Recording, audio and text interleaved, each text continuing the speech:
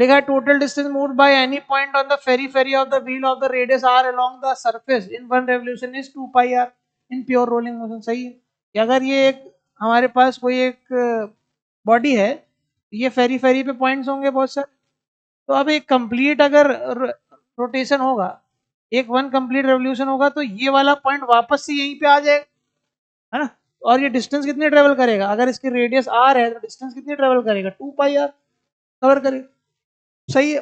अब दूसरी चीज क्या लिखी है, in rolling motion of the wheel every point on its periphery comes in contact with the surface once in revolution. सही बात है ना।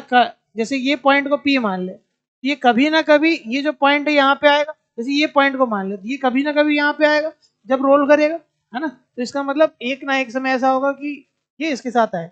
अब इससे एक्सप्लेन भी कर सकते हो कि अगर मान लेते हैं कि ये वाला पॉइंट है, ये यहाँ से यहाँ आ रहा है, आधा रेवोल्यूशन में यहाँ से यहाँ आएगा, तो फिर आधा रेवोल्यूशन हुआ, फिर यहाँ से यहाँ आया, तो मतलब ये जो पार्टिकल है तो सर्कुलर मोशन कर रहा है, और सर्कुलर मोशन में डिस्टेंस कितनी कवर करेगा, 2 पाई आर कवर करेगा, है ना, एक रेवोल्यूशन में, है ना। और ये एक बार इसके कांटेक्ट में भी आएगा, है ना। तो इससे हम लोग एक्सप्लेन भी कर सकते हैं कि अगर हर जो पॉइंट है फेरी फेरी में वो एक बार पॉइंट ऑफ कांटेक्ट के उसमें आएगा, इसका मतलब क्या है, इसका मतलब क्या है कि इसका जो हर एक पॉइंट है वो हर एक रेवोल्यूशन में 2 pi are distance he travel करेगा, क्योंकि ये सारे पॉइंट सर्कुलर मोशन ही कर रहे हैं।